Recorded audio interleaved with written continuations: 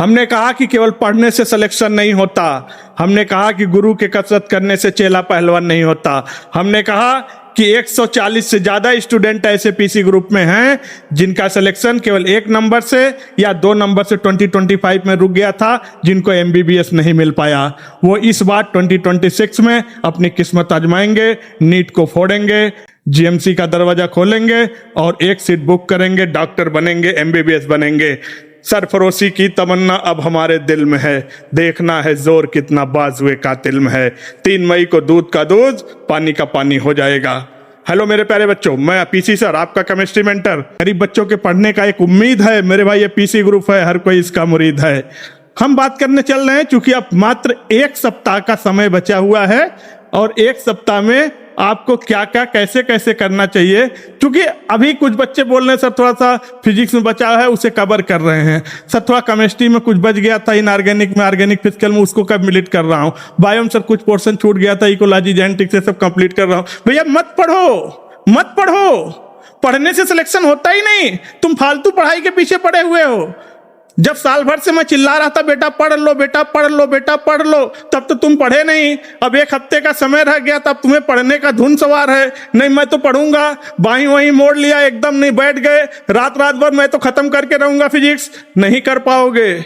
जो तुम्हें थोड़ा बहुत मार्क्स तुम्हारा आना भी है वो भी नहीं आएगा, वो भी चला जाएगा। पहले पढ़ना बंद करो, फिर करना क्या है, केवल एक काम करना है, टेस्ट देना है और टेस्ट दे के बताओ 720 में से तुम्हारा कितना आ रहा है। अभी मैं यहां लिखूंगा, तुरंत कमेंट कर देना और ये जरूर लिखना कि किस स्टेट से बोल रहे हो, किस जिले से बोल रहे हो। वीडियो को हाइप जरूर करना और लाइक और सब्सक्राइब करना। यदि सिलेक्शन लेना चाहते हो तो सबसे पहला काम है पढ़ना बंद करो। फिर करना क्या है वो मैं बताऊंगा। वही बताने के लिए आज मैं आया हूं अंतिम बार, क्योंकि अब पढ़ने का वक्त नहीं रहा। अब तुम नीट 2026 देना, आराम से रिलैक्स रहना, आराम से सोना, आराम से खाना, दिमाग को हल्का रखना। करना क्या है अब उस बात को जरा सुनो। तुम जो भी टेस्ट दे रहे हो, किसी कोचिंग का टेस्ट दे रहे हो, उससे हमें कोई परहेज नहीं है। जो भी कोचिंग में पढ़ रहे हो, पीसी ग्रुप में हो चाहे किसी में हो, कहीं भी हो, तुम जो भी टेस्ट दे रहे हो उसमें तुम्हारा क्या अंक आ रहा है, कितने मार्क्स आ रहे हैं। क्योंकि अब तुम जो टेस्ट दे रहे हो वो पूरी तैयारी से दे रहे हो। अब इससे अच्छी तैयारी से टेस्ट नहीं दे पाओगे। अब इससे अच्छी कौन सी तैयारी तुम करोगे बताओ। जब 1 सप्ताह खाली नीट का बचा हुआ है तो अब तुम फुल प्रिपरेशन जोन में हो। अब इससे ज्यादा प्रिपरेशन जोन में तुम नहीं जा पाओगे। अब तुम नीट 2026 ही दोगे 3 मई को। तो बताना जरा हमें। तो पहली चीज, कोई टॉपिक तुम्हारा छूट गया, फिजिक्स में छूट गया, केमिस्ट्री में छूट गया, बायोलॉजी में छूट गया, कारण से छूट गया, वो कोई भी कारण रहा हो, नहीं पढ़ पाए तुम, तुम्हारे टीचर तुमको नहीं पढ़ा पाए, या टीचर पढ़ाए तुम पढ़ नहीं पाए, या तुम किसी कारण से ड्रॉबैक हो गया, या किसी कारण से बैकलॉग लग गया, अब वो टॉपिक तुम भूल जाओ। अब तुम जितना पढ़े हो उसी को रिवाइज करो, उसी को टेस्ट देना है। बताओ जब तुम टेस्ट दे रहे हो तो तुम्हारे टेस्ट में यहाँ पर कितने मार्क्स लाना है कि एमबीबीएस मिल जाए, जीएमसी का दरवाजा खुल जाए। तुम पढ़ के ही क्या कर लोगे जब तुमको एमबीबीएस मिलेगा ही नहीं, तुमको डॉक्टर बनना ही नहीं है, तो तुम पढ़ के ही क्या कर लोगे। पढ़ना एक अलग विषय हो गया। तो तुम्हारा कितना मार्क्स आ रहा है, क्या तुम्हारे मार्क्स 700 प्लस आ रहे हैं, वो बच्चे कमेंट करेंगे जो भी तुम टेस्ट दे रहे हो। और जिनके मार्क्स कम आ रहे हैं उनको भी मैं बताऊंगा अभी थोड़ा सा बूस्ट करने का। हो सकता है अब 1 हफ्ता में बूस्ट हो जाए, लेकिन कोई गारंटी नहीं है अब। या तुम्हारे मार्क्स 650 प्लस आ रहे हैं, जिनके भी आ रहे हैं वो कमेंट करेंगे, जहां से भी हो। उनका वीडियो को हाइप भी करना। कितने बच्चे हैं जिनके मार्क्स 600 प्लस आ रहे हैं, जो भी टेस्ट आप दे रहे हैं। और ध्यान देना, अब जो टेस्ट दे रहे हो उस टेस्ट के नंबर को, फ्रीक्वेंसी को बढ़ा देना। अगर तुम टेस्ट दे रहे थे तो कोशिश करो अब जो ये 8 टेस्ट देना है, 8 दिन बचा हुआ है, इसमें तुम जो टेस्ट दोगे वो 2 से 5 के टाइमिंग पर ही देना। 2 से 5 पर। उससे फायदा क्या है, क्योंकि तुम्हारा टेस्ट का टाइमिंग, नीट का टाइमिंग 2 से 5 बजे होना है। तो जब तुम 2 से 5 बजे डेली टेस्ट दोगे तो तुम्हारा ब्रेन, तुम्हारा बॉडी उसके लिए फ्रिक्वेंटली सेट हो जाएगा। तो तुम्हें नीट भी देना है 2 से 5, तो बॉडी एकदम सेट रहेगा, माइंड सेट रहेगा। जो तुम नीट का टेस्ट दे रहे होगे, नीट का एग्जाम दे रहे होगे, तो तुमको लगेगा यार हम तो एक मामूली सा टेस्ट ही तो दे रहे हैं, हम तो डेली टेस्ट दे रहे हैं। वैसे नीट का भी है, कोई एक्स्ट्रा प्रेशर ब्रेन पर नहीं आएगा। ठीक है, तो ज्यादा ध्यान देना। Practice max man perfect. बहुत पढ़ने से नहीं होगा, केवल प्रैक्टिस से होगा, समझना। कितने बच्चे हैं जिनके 550 प्लस आ रहे हैं? वो बच्चे कमेंट करेंगे जहां से भी हो। कितने बच्चे हैं जिनके 500 प्लस आ रहे हैं? आप जहां से भी बिलोंग करते हो।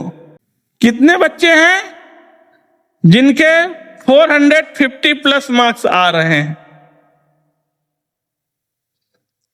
कितने बच्चे हैं जिनके 400 प्लस आ रहे हैं?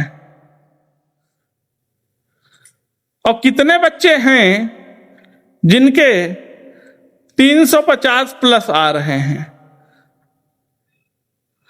वो बच्चे कमेंट करके बताएंगे। एक बार एनटीए ने ओपन चैलेंज दिया, ट्वीट किया बच्चों को, ओपन चैलेंज दिया, भैया मैं तो तैयार हूं, आई एम रेडी, मैं टेस्ट लेने के लिए तैयार हूं, तुम कितना तैयार हो टेस्ट देने के लिए? एनटीए ने कहा कि तुम पढ़ाई लिखाई नहीं करते हो, बहानेबाजी करते हो। एनटीए ने कहा ये कोई एकेडमिक लेवल का, स्कूल लेवल का एग्जाम नहीं है, ये कंपटीशन एग्जाम है।